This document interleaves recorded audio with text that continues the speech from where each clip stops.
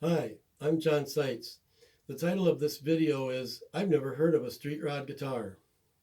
In this video, I'm going to explain what the brand is, StreetRod guitar, and show you, kind of tell you a little bit about it, where it came from, how it got started, what it evolved to, where it is today, and where it's going.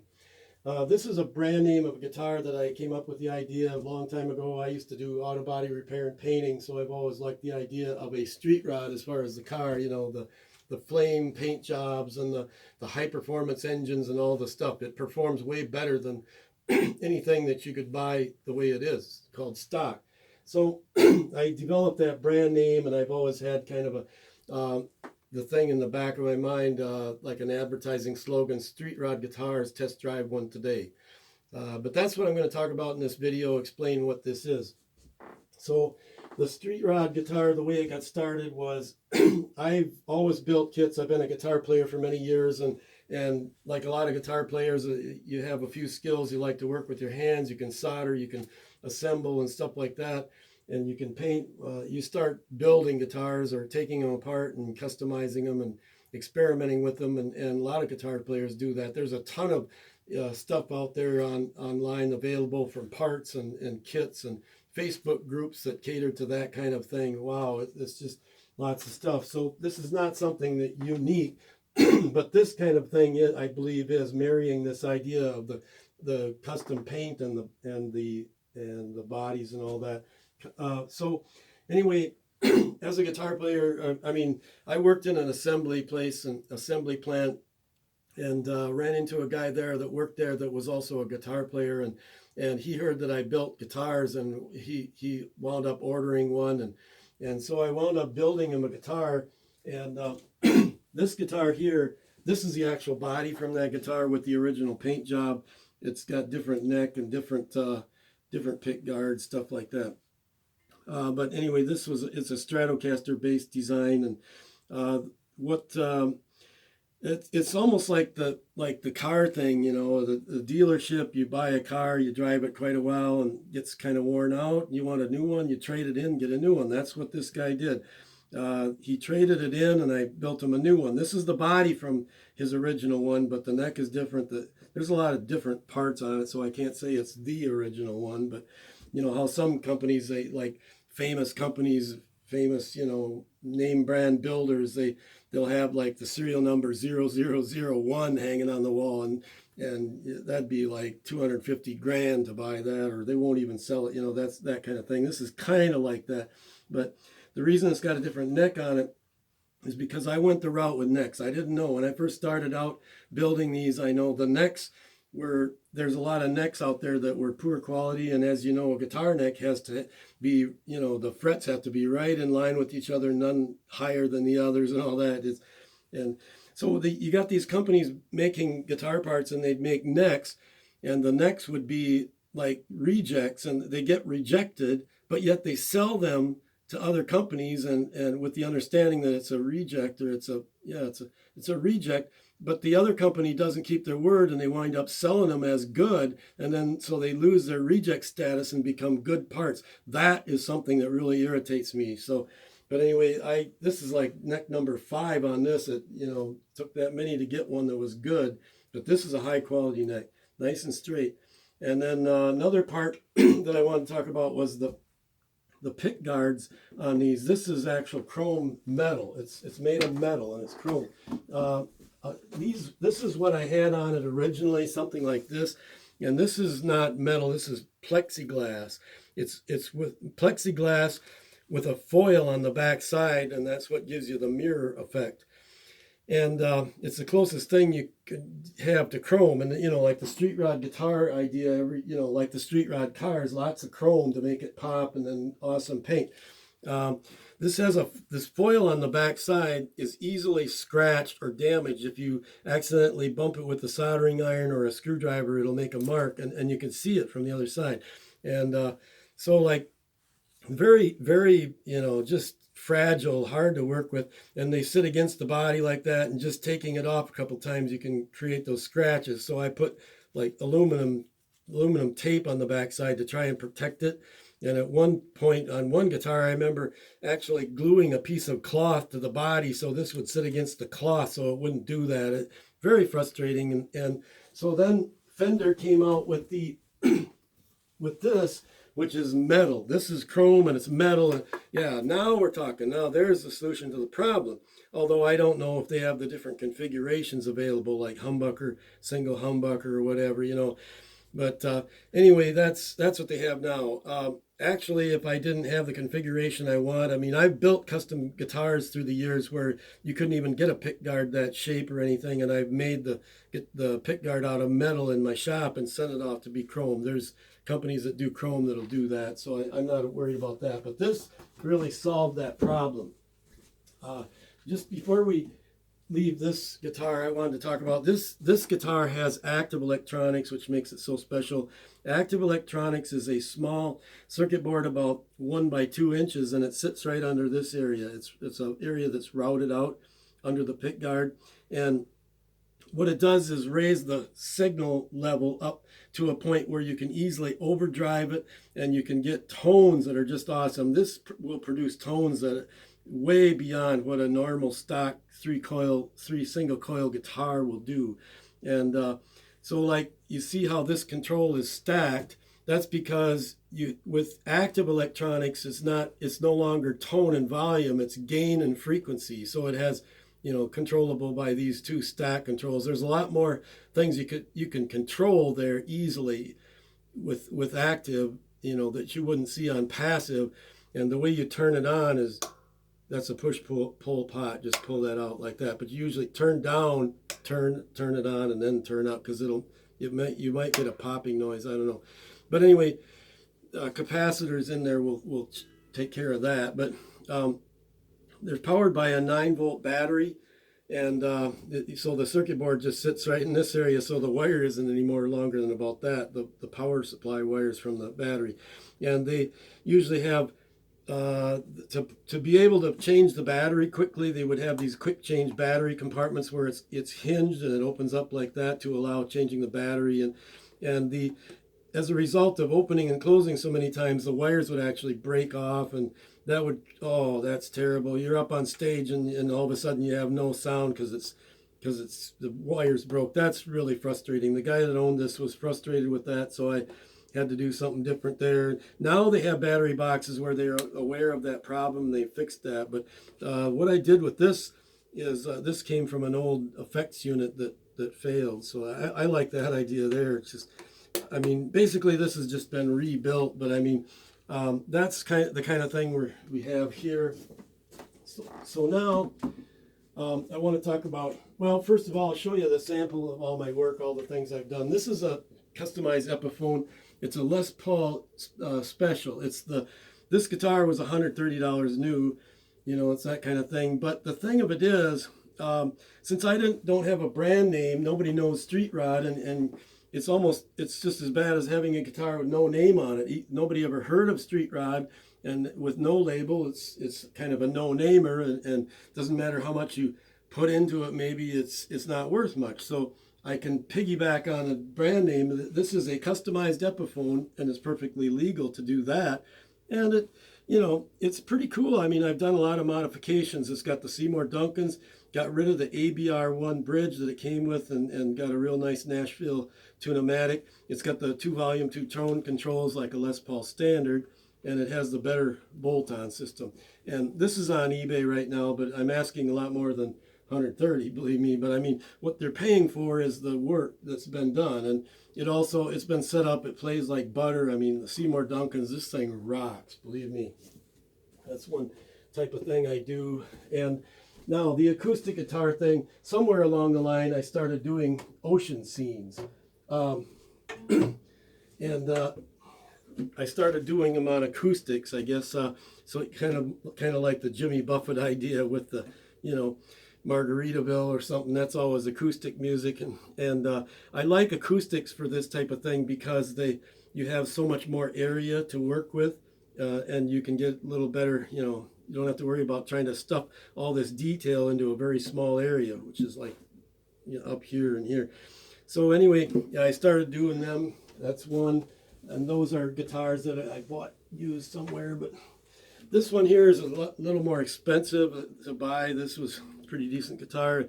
This is probably the best one I've ever done. This is, this is probably a keeper. I don't think I'm going to sell this or just keep it as a demo, but yeah, this is pretty cool. So that's the kind of things I do. I've also got some guitars that I can't show you because they look very similar to another guitar, and if you looked at it, you'd say, I know where he got the idea from. I know which kind of guitar he was looking at, and for that reason, I don't want to show them on here. I can't show them on here. But I mean, so that's basically what I'm showing you here.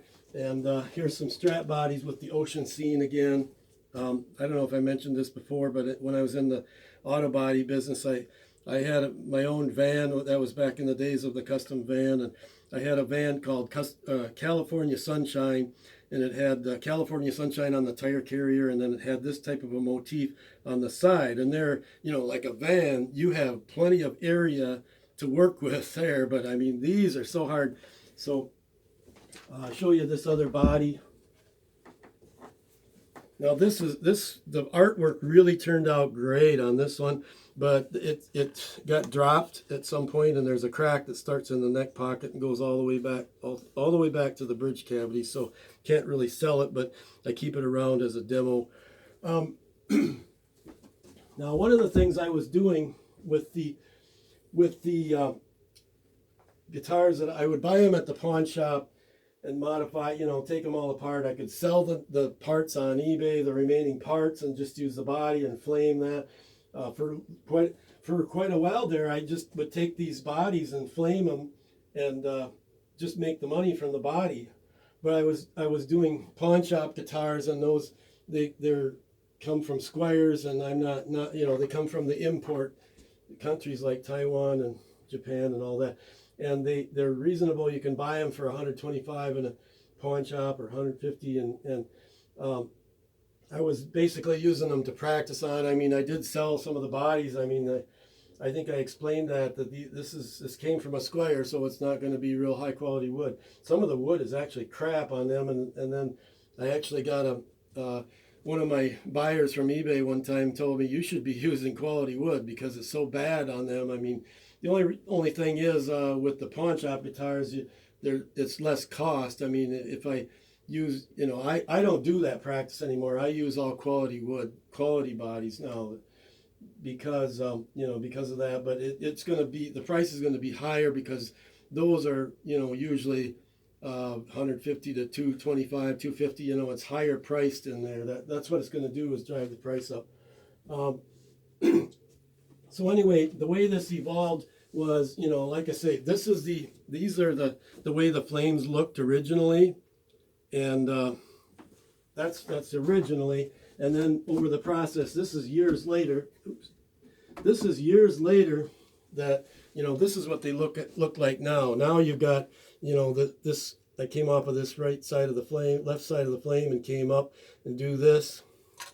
And they all have that little thing, and then my initials on the back. But these flames look a lot better. They've kind of evolved, and there's no two alike. I mean, I don't use a standard pattern, something that I transfer it to the other, where it's exactly the same. They're all a little different because they're all done individually, and it's done using a product called Frisket film. Airbrush people use this, and it's like a clear film, clear masking film. You stick it on there, you draw your pattern out, and then you take an X-Acto knife and cut out what you want to spray that. Then you take it off, and you could use it multiple times for each, for each color, for each type of shading, each layer. And that's the way they're done. So they're all individual. There's no two exactly alike. So that's basically what I have. I'll talk about the evolution of the brand name. The headstock logo didn't really have a logo, a single logo. So like this one's done with the Frisket film and airbrushed, and so is this one.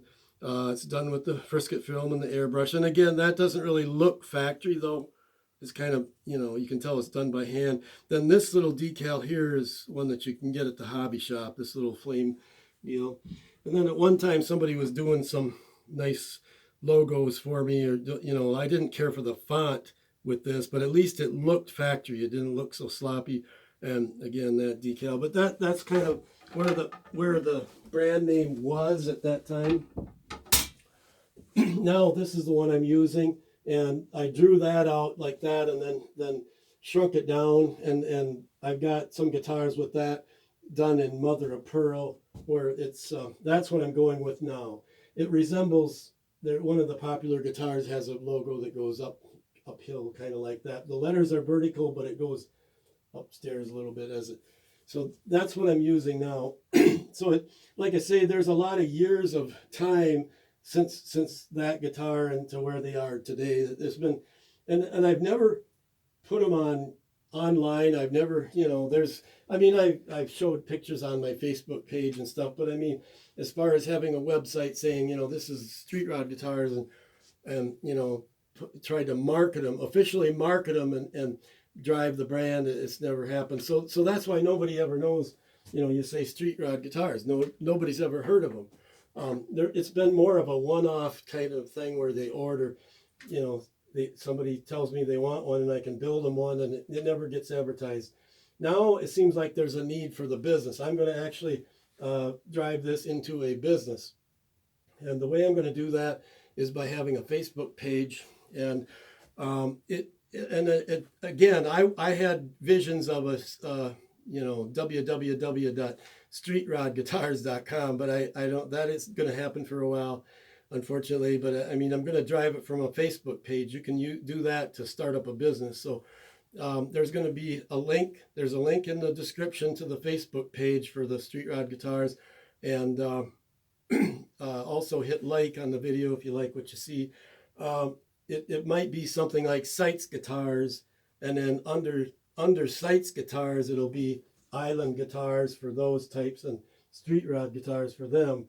But, like that. But so we'll get all the brand names out there. And then like any other business, I'm going to want to get the prices where they're down, where they're affordable, where people can afford to buy them. But yet I want people to have this kind of a product in their hands, because when you're playing something like this, I know I've had people tell me when they're on stage, everybody is just blown away by the looks of these guitars.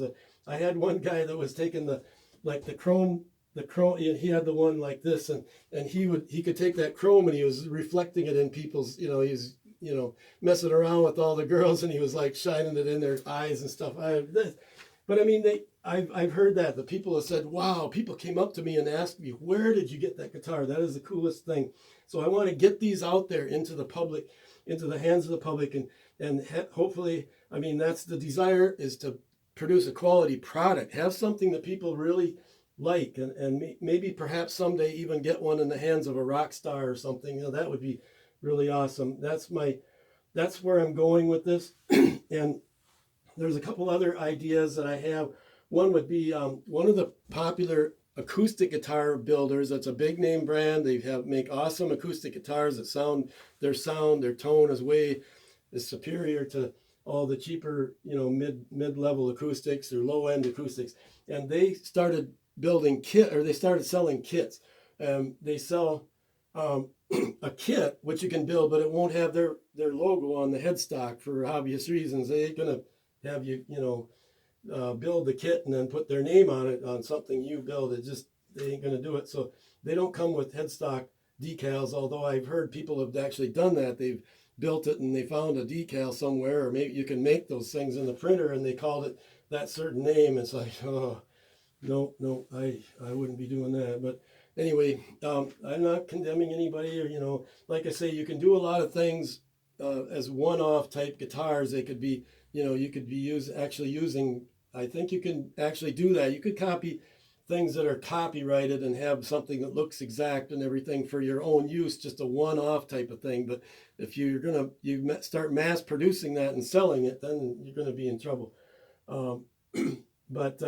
So I might offer that. I might do that same thing. Offer these in a kit where you can get the customized look. You can get the high quality automotive paint, on the bodies, the hot rod look, and all that, and whatever you want for the parts involved. But you just can't have a decal with it. You can't have the headstock decal. And then Yeah, you can that way. What I'm doing is just basically selling you parts and mark them up a little bit, and that way I can get the whole thing into your hands uh, at a much more reasonable cost.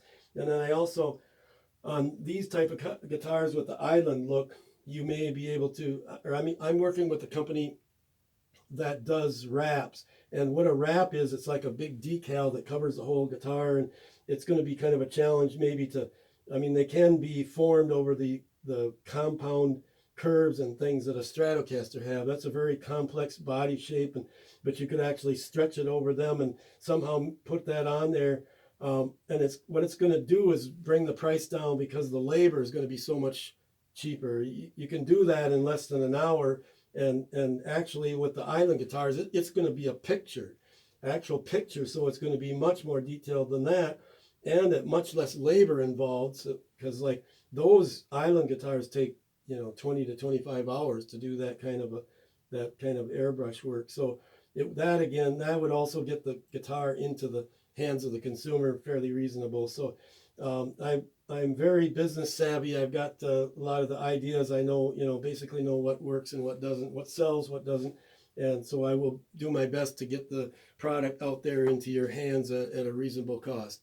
Um, so that's basically my whole presentation. And I appreciate your watching the video. And that's all. Take care.